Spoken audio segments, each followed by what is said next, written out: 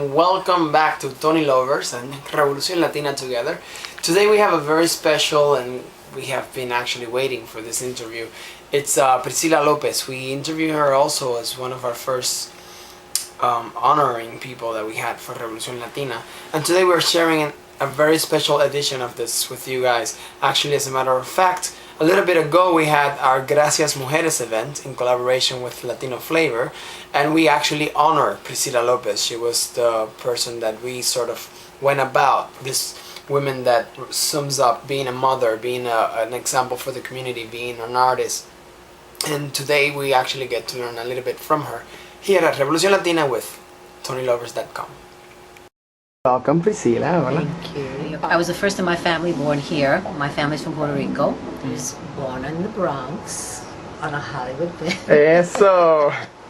That's a true story. Everything from Chorus Line, everything that I said in that show was true. It came from my mouth. It came from my heart. Because we developed that show in actually the first workshop that Chorus Line created the workshop. There were no workshops before that. Ever since I can remember, I just wanted to do this. I wanted to dance, I wanted to sing, you know, and I had a mother who was very supportive. She lived in Puerto Rico. She worked for what was then Channel 13, like our Channel 13. Yeah.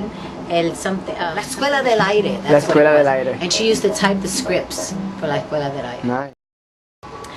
When I did Chorus Line, I had been doing Broadway shows for 11 years. Yeah. So people always thought, oh, overnight success. No. How? I definitely had Lopez in my name, and I actually had an agent who wanted me to change my name. He said, well, if Priscilla Lopez, that's just too opposite. That doesn't, you know, you need to be Carmelita Lopez. I thought it was going to tell me to change the Lopez.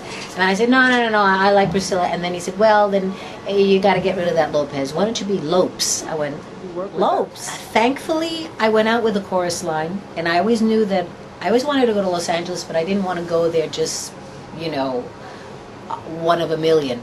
So when Chorus Line was such a tremendous hit, I said, this is the time to go, because I'm not going to be knocking on people's doors. They're going to be knocking on mine. And that's exactly what happened. Nice. The difference is that in the theater, you have more leeway to create something you're not. You have the ability to create these bigger-than-life characters. You know, you don't have to be exactly what it is that you're portraying. There's just more ability to be something else. And in film, because it's right here, you have to be what it is, because there's too many people out there who are really that. When you really deal with the heart, that's when something clicks. Just like in a Chorus Line. When Chorus Line started and people didn't know too much about it, and they thought, a show about dancers? What do they, well, you know, what is that? Who's going to care about that? And everyone cared about it, because it wasn't a show about dancers. That just happened to be what they did.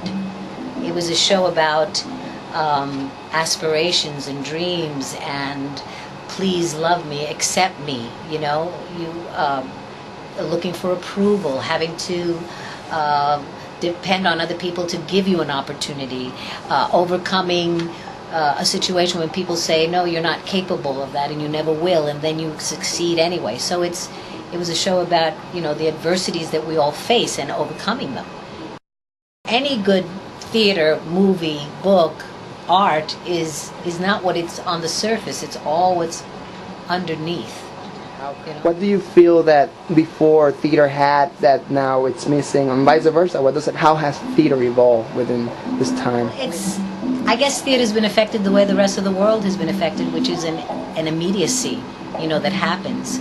And we, in this life of now, fast, you know, and everything, we just gobble information instantly, and there's no sort of thing about waiting. You have actually made a life out of theater, yeah. And that is something that is very lucky to do that. I'm very lucky to have done that. It's interesting. It all starts, as corny as it sounds, it all starts with a dream.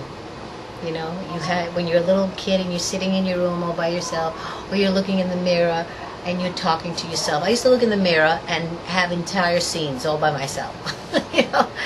But it's that part of you, it's that child in you that dares to dream and hope and play and fantasize. That's what you have to take that and continue forward with it and make it a reality. And it's not magic. You have to study. You have to study very hard. And the more you study, the more you'll know, the more opportunities you'll have. You know, if you're an actor who can sing, you're going to work more. If you're an actor who can sing and dance, you're going to work more. If you're a dancer who can sing, you know, whichever way you want to look at it, the more you can do, the more you will work, because there'll be more opportunity out there. And part of your education is going and seeing things so you can see other artists and you can start differentiating. Like, I really like that. That's great. No, I don't like that. You know, and that's learning that way. So, and it's just celebrating when you get to work. I have worked with so many people. This is a very tough business. And then they finally get a job and all they do is complain. Good way. I'm all for revolution. Because revolution brings change and new ideas. And usually revolution brings the young, you know, because it's usually the young that wants changes. And hopefully it will just bring about a better, not even artistic world, but a whole world. Yeah. So I hope I can do it forever and ever. Amen. Amen. I love you, Mama. Thank you so much. Thank you, I love you too. Anything else you want You to are add? a revolution. Amen. Amen.